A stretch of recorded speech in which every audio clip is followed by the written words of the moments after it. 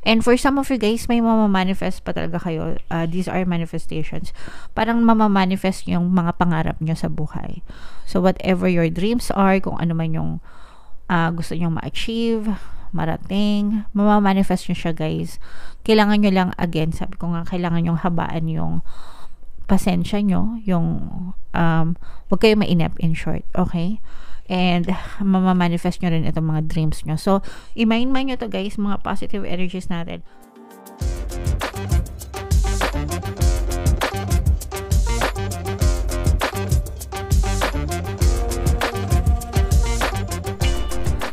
Hello guys, hello Pisces, welcome back to Pinoy Pixie Tarot. Ang pamagat ng episode natin for tonight is full moon kapalaran para ngayong April to May para sa Pisces, Sun, Moon, Rising, Sign, and Venus. Shuffle ko yung cards guys, hanapin ko yung energy ng moon at saka yung energy ng Pisces. So ito yung moon energy mga kapixie. Ngayon naman hanapin natin yung energy ng Pisces. Ito guys. So, Pisces, kayo ay na-represent ng King of Cups sa ating spread. Ito yung combination ng positive and negative energy, mga kapixie. General reading lang, pwede mag-resonate, pwedeng hindi. Yung pamagat ng ating full moon ngayon, guys. Yung full moon natin ngayong April ay sa April 23. Tapos yung next na full moon naman natin ay sa May 23. So, ang reading na to ay para sa period na yan. And ang pamagat, guys, ng ating full moon ngayon ay pink moon, mga kapixie. So this is a very positive energy, mga kapixie, no, when it comes to relationship. Unang-una na sa relationship, guys, tsaka in terms of success. So ito guys, lumabas din yung feminine energy ng water sign, Cancer, Pisces, Scorpio. For some of you, you may be dealing with another person na water sign, or pwedeng may ganyan kayo sa inyong natal chart, mga kapixie. For some of you guys, pagdating sa pera, no, or sa pwedeng trabaho, ganyan, or pera, parang meron kayong inaantay na balita, or parang meron kayong inaantay na return of investment na medyo natatagalan, okay? Medyo natatagalan and medyo napapagod kayo kakaantay. Pwedeng sa mga manifestation nyo, or yung iba sa nyo guys, pwedeng, let's say for example, meron kayong negosyo or sariling kita, ganyan, yung parang ang bagal ng kita. May kita kayo, pero parang either maliit or mabagal yung return of investment nyo. Kumbaga yung capital nyo, yung puhunan nyo, hindi pa bumabalik sa inyo, pero meron naman, mga kapixie. And dun kayo parang medyo natatagalan, naiinip, no? Naiinip yung iba sa inyo. So, kailangan yan guys, sinasabayan nyo ng positibong mental diet. Of course, hard work and perseverance, syempre kasama yon.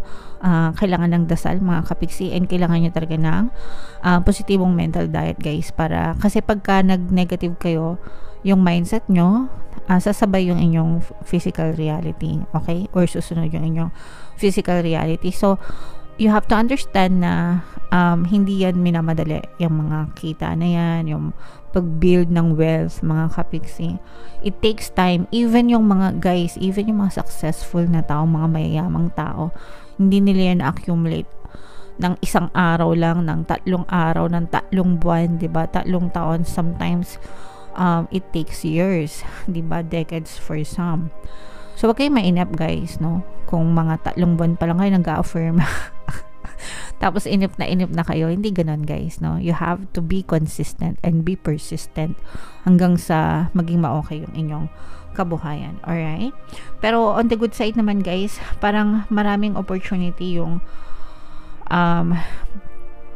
marami pa kayong choice, marami pa kayong opportunities na pwede pang subukan, mga kapixie, na mapapabilis or mapapagaan, no, yung journey nyo, yung paglalakbay nyo pagdating sa tagumpay, sa success. Parang ina-encourage kayo dito guys na you can try multiple streams of income. Huwag kayong umasa sa isa lang, 'di ba? Sabi nga nila, 2 heads are better than 1. So ibig sabihin nun, kung may katulong kayo, mas maganda. Pero let's say for example, sa isang household, mag-asawa kayo nagtatrabaho, syempre much better yon kesa sa isa lang. What more kung mas marami pa kayong sources of income, 'di ba? Sa panahon ngayon, mga kapixie, okay lang naman na isa lang yung nagtatrabaho or isa lang yung source of income, pero hindi siya reliable. Mas maganda yung marami kayong sources of income para if in case na mag-fail yung isa, let's say for example, bigla ka mawalan ng trabaho, at least meron kang backup, no, na source of income. At saka kung gusto niyo talaga mag-build ng wealth, mga kapiksi, yun talaga yung number 1 rule. Build multiple sources of income. So, yung iba sa inyo guys, parang ganun yung sinusubukan nyo. Although, parang maliliit pa lang siya. Hindi pa siya bonggang-bongga. Parang maliliit pa lang. Pero at least meron, mga kapiksi. So, kapag nag-persist kayo dyan, malayo din yung mararating nyo. Okay? And sa larangan naman ng relationship, guys, maganda yung foundation ng relationship nyo. Maganda yung energy nyo with your specific person. Very peaceful, actually. Very kalmado. Very peaceful yung relationship nyo with your specific person, at least dito sa spread na to. And, parang ano din, natututo kayong magbigayan sa isa't isa, natututong makinig. So, nakikinig siya sa'yo, nakikinig ka sa kanya. And yun yung maganda kasi nagkakaroon ng give and take, mga kapiksi, sa relationship nyo. Alright? Wow! So, more positive energies pa dito, mga kapiksi. For some of you guys, magkakaroon kayo, meron yung iba sa inyo parang nagkakaroon kayo ng conflict with another person, okay? Para magkaroon kayo ng, meron kayong magkaibang gusto. So, itong person na to, it can be anybody, guys. Pwedeng sa trabaho nyo, nagkakaroon kayo ng conflict sa boss nyo, kaya sa bahay nyo, nagkakaroon kayo ng conflict sa kapatid nyo or sa mga kaibigan nyo, no? And, yun ay dahil sa magkaiba kayo ng paniniwala, no? Pwede magkaiba kayo ng religion, ibang kultura. Sa mga lovers, pwede rin na pwede magkaroon kayo ng ibang kultura, kaya nagkakaroon kayo ng conflict. Pero, pagdating sa mga lovers, guys, hindi siya enough para masira yung relationship nyo, okay? Conflict is normal, lalo na pagka magkaiba yung preferences nyo, mga kapiksi. So, okay lang naman yan, guys. Basta wag lang kayo mag-away. Wag nyo awayin, okay? Hindi, kumbaga hindi naman tama na ikaw lang yung tama, siya yung mali. Siya yung tama, ikaw yung mali. Hindi ganun, no? Pwedeng magkaiba lang talaga kayo. Alright? And for some of you guys, may mamamanifest pa talaga kayo. These are manifestations. Parang mamamanifest yung mga pangarap nyo sa buhay. So, whatever your dreams are, kung ano man yung gusto nyo ma-achieve, marating, mamamanifest nyo siya, guys. Kailangan nyo lang, again, sabi ko nga, kailangan nyo habaan yung pasensya nyo, yung huwag kayo mainip, in short, okay? And mamamanifest nyo rin itong mga dreams nyo. So, i-mind nyo to, guys, mga positive energies natin. Mind dreams coming true, mind manifestation, mind success, ganyan. And ito, guys, na harmonious relationship, no? Mind, harmonious relationship, yan yung mga super positive na energy na nakita natin sa reading nyo, Pisces. So, i-mind nyo yan, guys, lahat sa comment section. Okay? Alright. So, tingnan natin yung additional moon message para sa inyo, guys. Shuffle ko to. Habang sinashuffle natin to, mga kapiksi, panoorin nyo muna yung video natin regarding sa ating paano mag-manifest ng abundance video course. Kapiksi, sawa ka na ba sa mga struggles at hirap sa buhay mo? Masipag ka ba at masikap sa buhay ngunit hindi ka pa rin umaasenso? Ilang beses ka na bang nag-attempt magnegosyo at mag-invest pero palagi ka pa rin nalulugi? Sa pagkakataon na ito ay maaaring may subconscious beliefs ka na nagiging balakid sa iyong pag-unlad at pagyaman. Introducing, paano mag-manifest ng abundance video course. Dito ay matututunan mong ma-overcome ang mga balakid mo para tuluyan ka ng umunlad, umasenso, sumagana, maging matagumpay, successful at maswerte sa iyong kabuhayan, pera, trabaho, negosyo, salapi at kaperahan ng bonggang-bongga. Dali, mag-send na ng email sa pinoypixietarot@gmail.com at simulan na ang iyong pagyaman ngayon. Alright. So, sabay-sabay tayo, guys, magpayaman ngayon 2024. Mag-avail na kayo ng course. Sobrang ganda niyan, mga kapiksi. And, meron tayong discount ngayong April. Magbibigay ako ng 200 pesos na discount, guys, sa lahat na mag-avail ng course. Kaya mag-avail na kayo. Sobrang ganda niyan, guys. And meron din tayong email coaching, Manifest Your Desires Using the Law of Attraction. If meron kayo guys sa mga specific na gusto nyong i-manifest, pwedeng love and relationship, pwedeng money or career mga kapiksi, pwede kayo magpabook ng email coaching session with me. Mag-send lang kayo guys ng email sa pinoypixietaro@gmail.com. So, Pisces, a time to give rather than take mga kapiksi. Ito yung additional na message para sa inyo. And totoo naman to guys, diba? Mas masarap magbigay kasi ikaw yung tinutulungan. Mas masarap yung tumulong kasi ikaw yung tinutulungan kasi ibig sabihin, pag ikaw yung tumutulong, nakakaluwag-luwag ka, diba? Meron kang kakayahan na tumulong kasi yung ikaw yung tinutulungan. Na parang, syempre, pag ikaw yung tinutulungan, ibig sabihin, ikaw yung receiver, diba?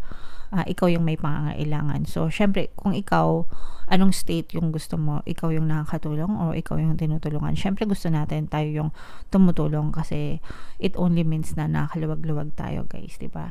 So, for some of you guys, depende kung ano yung sitwasyon nyo, pero it's better to give kesa naman sa take lang ng take, mga kapiksi. Okay?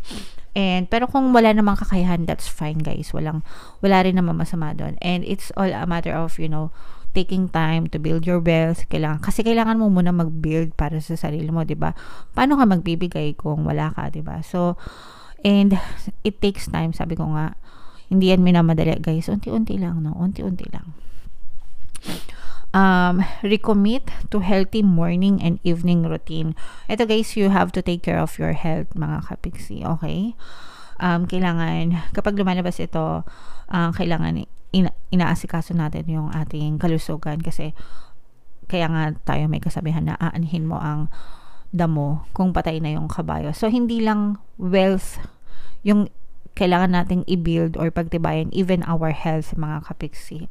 Para matagal pa rin natin mapakinabangan yung wealth natin, matagal natin ma-enjoy, diba? So, make sure na i-recommend nyo yung sarili nyo sa healthy habits pagdating sa pagkain, pagdating sa mga activities, diba? Pagdating sa mga mindset, ganyan. Healthy body, healthy mind, guys. Healthy mind, healthy body. Okay? And, yeah. For additional meaning, guys, gradual improvements are coming to you. So, nagkakaroon talaga ng improvements. Ito, improvement, success, progress, ito. Mga kapiksi. So, dadating talaga yan sa inyo, guys. Sabi ko nga, antayin nyo lang, huwag kayo masyadong atat. Kailangan mahaba ang PC, mahaba ang pasensya, mga kapiksi. Alright? Pay attention to detail if you want success. Kailangan kapag gusto niyo talaga maging successful, mga kapiksi, you feed your mind. You feed your mind with success stories, diba? Kailangan nagbabasa kayo ng mga, or no. It's either magbasa or manood kayo ng mga success stories, mga inspirational na stories, diba? And take them as, motivation para sa inyo, mga kapiksi. And kailangan nyo pay attention to details, marunong kayo magsaliksik, marunong kayo mag-aral, marunong kayo magplano, and marunong kayong umaksyon din. Alright? Be of service to others and love and money will follow. Ito, guys, super totoo to, na kapag ka talagang tumutulong ka sa ibang tao, yung balik ng biyaya at blessing sa'yo, super bilis din, guys. Okay? Susunod yan, mga kapiksi. Hindi mo alam kung saan nanggagaling, but the universe will reward you dahil sa kabutihan mo, mga kapiksi. Okay? And then, for some of you guys, the person you're asking about is reliable. If mayroon kayong mga specific na person sa isip nyo, guys, mapagkakatiwalaan sila. Maasahan sila. Alright? So, yeah. Comment down below, Pisces, if nakaresonate kayo sa reading nyo and if nagustuhan nyo yung mga positive energies, guys, comment down below. Of course, may mga negative din, pero depende sa inyo kung ano yung i-highlight nyo, okay? Ito yung ating mga pampaswerte subliminal, guys. Pakinggan nyo para talagang umasenso kayo, and ito naman yung ating success stories ng paano mag-manifest ng abundance video course. Click here to subscribe, guys, and click here to join our membership program. Thank you for liking, sharing, and subscribing, and see you again next time. I love you all, guys. Have a nice day. Bye-bye.